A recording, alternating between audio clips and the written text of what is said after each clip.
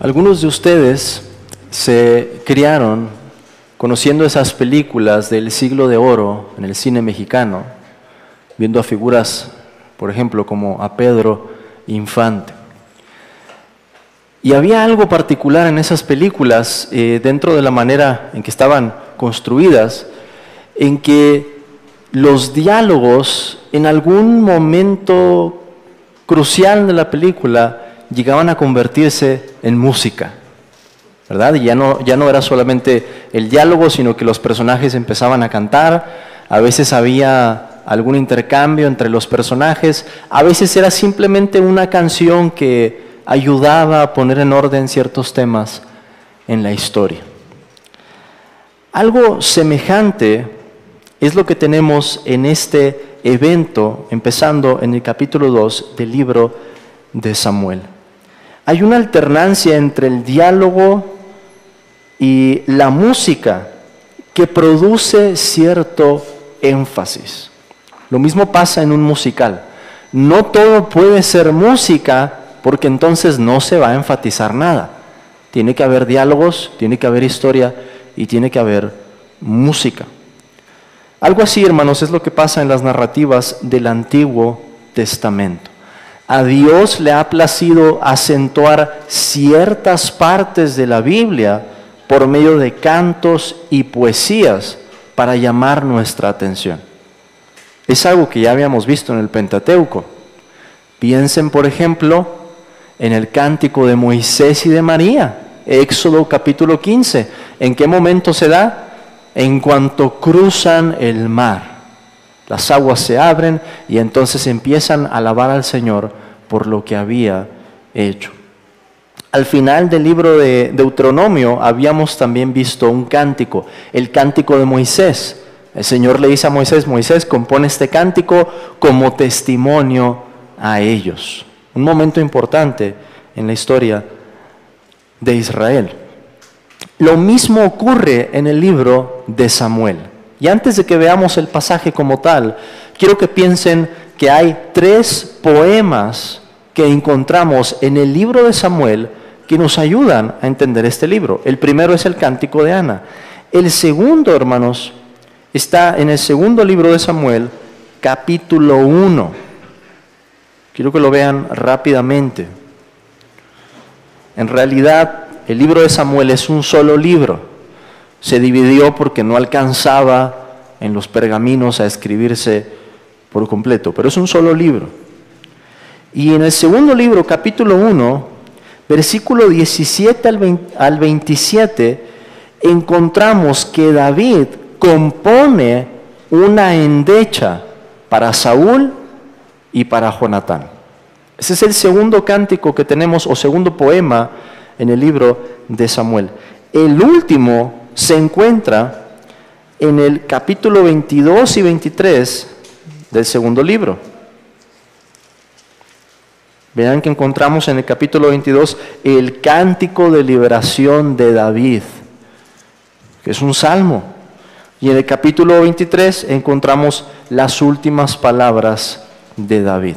Cuando ustedes se fijan en sus Biblias que el texto viene con una sangría diferente, es para indicar que se trata de una composición poética. No está escrito de la misma forma, no está en prosa, está en lo que sería el verso equivalente para los hebreos.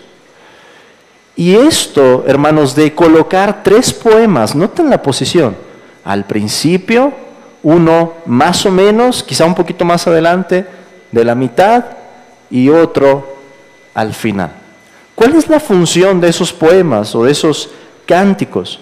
Lo que hacen es dar estructura a la narrativa que encontramos en el libro y contienen claves para que podamos entender mejor esa historia. Por ejemplo, el libro de Samuel nos va a hablar de 3 personajes, mayormente: Samuel, Saúl y David. El cántico de Ana nos ayuda a entender qué es lo que va a pasar con esos personajes. Porque el cántico de Ana nos dice, es Dios el que está en control, es Dios el que abate, es Dios el que enaltece.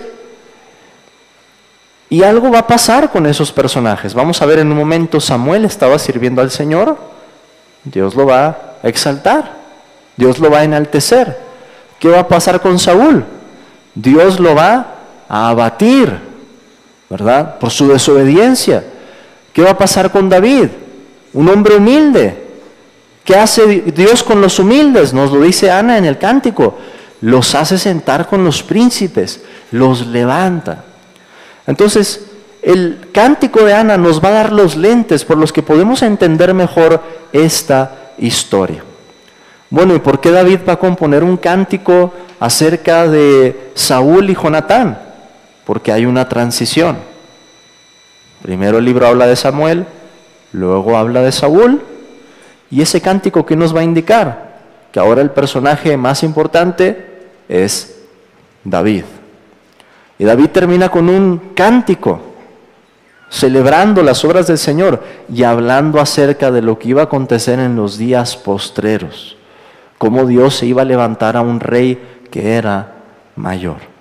Entonces, estos cánticos, hermanos, estos poemas nos ayudan a estructurar cómo funciona la historia en el libro de Samuel. Y lo que vemos, ahora sí, propiamente en el cántico de Ana, es ese reconocimiento de la grandeza y el carácter único de Dios. Recuerden que Ana era una mujer estéril que clama fervientemente en el tabernáculo afuera de este para que el Señor le conceda tener hijos. Y Ana hace un voto en ese momento y promete que si Dios se lo concede, ella lo va a entregar como una ofrenda, como un sacrificio para que sea un hijo consagrado al Señor. Así que Ana dice cosas como: no hay santo como Jehová, porque no hay ninguno fuera de ti y no hay refugio como el Dios nuestro. Ana habla acerca de la santidad de Dios. Ana habla acerca de la omnisciencia de Dios. Nos dice en el versículo 3, porque el Dios de todo saber es Jehová, y a Él toca el pesar las acciones. Dios es el juez, entonces, en esta historia. Y hay una manera en la que Dios obra, trayendo destinos que son aparentemente contrarios. Vean, por ejemplo, en el versículo 7, Jehová empobrece y Él enriquece, abate y enaltece. Él levanta del polvo al pobre y del muladar exalta al menesteroso. ¿Qué es lo que esperaríamos que va a acontecer con el pobre? Que va a seguir de la misma manera. Pero es Dios el que cambia el destino o las suertes de esas personas. ¿Qué pasa con los hombres saciados? Dice Ana, versículo 5, se alquilaron por pan y los hambrientos dejaron de tener hambre. Hay un carácter paradójico aquí en la manera en la que Dios obra, trayendo algo que es contrario. ¿Qué pasa con la mujer estéril? Dice Ana, hasta la estéril ha dado a luz 7 y la que tenía muchos hijos languidece. Dios es entonces el que levanta, Dios es entonces el que humilla. Y Ana incluso habla de lo porvenir al terminar este cántico. Vean cómo dice al final, en el versículo 10. Dará poder a su rey y exaltará el poderío de su ungido. Recuerden que esa fue una de las claves con las que nos quedamos al final del libro de Jueces. No había rey en Israel en aquellos días. Cada uno hacía lo que bien le parecía. Pero Ana, hermanos, por revelación que recibe de Dios en ese momento, habla del rey que Dios iba a traer. Y ese rey va a ser David. De nuevo, entonces, este cántico nos da los lentes para interpretar lo que va a acontecer en esa historia. Y vemos un ejemplo de esto si contrastamos la vida de Samuel y la vida de Elí y de sus hijos. Vamos a situar la vida de estas dos partes. Vean cómo el versículo 11, los hijos de Elí, hombres impíos, profanando las cosas más sagradas en el Antiguo Testamento. Más adelante vemos, versículo 18, otra vez se nos dice, Y el joven, ya no es el niño aquí, y el joven Samuel ministraba en la presencia de Jehová, vestido de un efod de lino, cada vez más cerca del sacerdocio. Ya está vestido ahora con el efod. ¿Y qué está pasando con los hijos de Elí? Versículo 22. Sus hijos estaban adulterando con las mujeres que tenían la guardia fuera del tabernáculo. ¡Qué contraste! Y eso nos está preparando. ¿Qué va a pasar con Samuel? Dios lo va a levantar. ¿Qué va a pasar con Elí y sus hijos? Dios los va a abatir. Se nos vuelve a decir, versículo 26, y el joven Samuel iba creciendo y era acepto delante de Dios y delante de los hombres. ¿Qué pasa con Elí y sus hijos? Dios les anuncia un juicio. Dios anuncia juicio para Elí por no haberlos detenido en su pecado, y Dios anuncia la muerte de sus hijos. Un decreto irrevocable de parte de Dios. ¿Qué podemos aprender de esto, hermanos, a modo de aplicación? Déjenme tomar 3 cosas que vemos en este pasaje. En primer lugar, empezando por lo último que he mencionado, quiero que noten el versículo 29, en el que el Señor, por medio de un profeta, le dice a Elí: ¿por qué habéis hollado mis sacrificios y mis ofrendas, que yo mandé ofrecer en el tabernáculo, y has honrado a tus hijos más que a mí, engordándoos de lo principal, de todas las ofrendas de mi pueblo Israel? Por cierto que vamos a ver que Elí muere cayéndose, y que el libro de Samuel nos dice que era un hombre grueso. Probablemente la razón es porque comía de lo que no debía comer, participando junto con sus hijos. Pero vean esto, hermanos, porque aquí encontramos un principio que es muy relevante. El peligro que hay de honrar a nuestros hijos más que a Dios. ¿Qué es lo que pasa ahí? Es algo que voy a retomar en la predicación, porque lo vamos a estar viendo, una inversión en el orden que Dios ha establecido. Dios ha establecido que un mandamiento está por encima de otro. Dios ha establecido que lo primero es el amor a Él, con todo nuestro corazón, alma, mente, fuerzas, y después, subordinado a eso, el amor a nuestro prójimo, lo que incluye nuestros hijos. Es un peligro real. Y creo que es por eso, hermanos, que el Señor Jesucristo lo puede mencionar en los evangelios, cuando dice que si alguien ama, ¿verdad? Y pone las relaciones más cercanas ahí el Señor, incluyendo una esposa, incluyendo a un hijo. El Señor dice que si alguien ama otra relación por encima de Él, Cristo dice, no es digno de mí. Qué manera tan clara se nos presenta este principio aquí en la historia de Elí, que decide honrar a sus hijos antes que a Dios. ¿Cuál es la perspectiva correcta, hermanos? Nos la da el versículo 30, al final del versículo 30, cuando el Señor dice: yo honraré a los que me honran, y los que me desprecian serán tenidos en poco.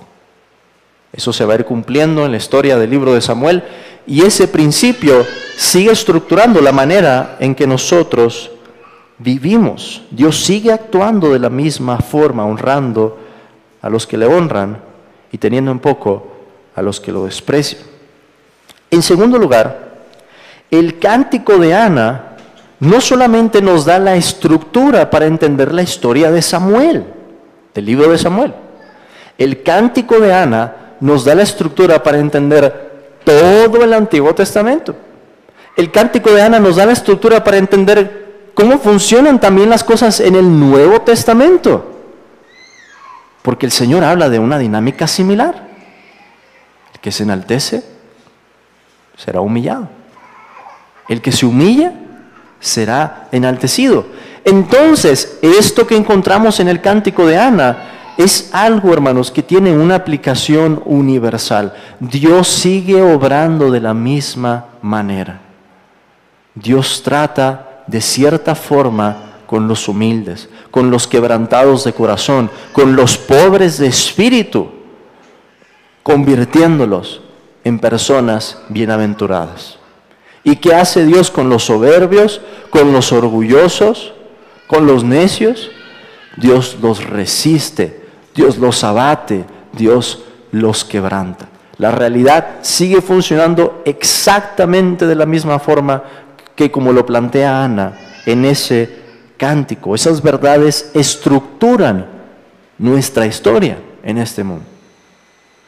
Por último, hermanos, esas verdades que encontramos en el cántico han tenido su máxima expresión en el Evangelio. ¿Y de dónde me saco eso? Quiero que vayan por favor al Evangelio según Lucas, capítulo 1, versículo 46 al 55.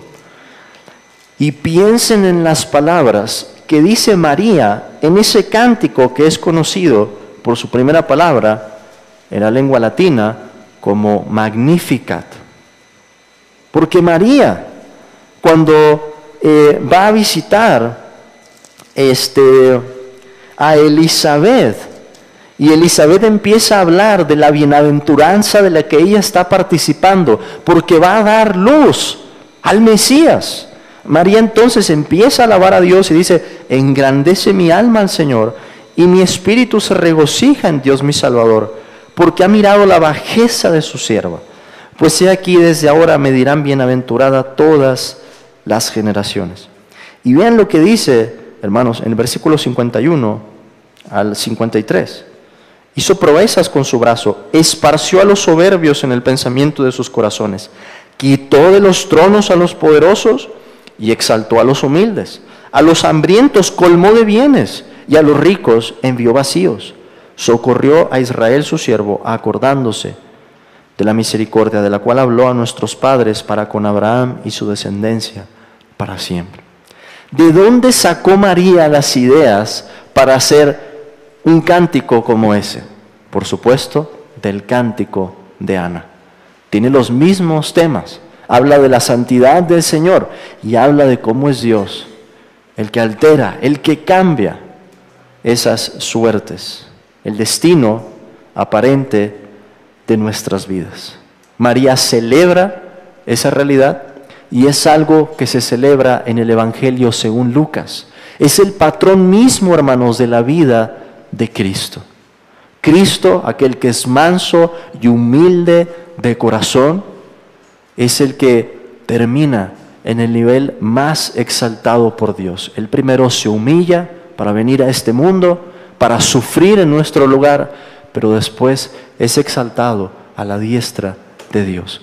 Así que el cántico de Ana nos lleva también a pensar en lo que hemos visto en el Evangelio. ¿Cuál es la manera en que tenemos que responder entonces? Hay que humillarnos, hay que responder con ese espíritu pobre, reconociendo nuestra bajeza, porque es entonces que Dios nos va a enaltecer. Amén, hermanos.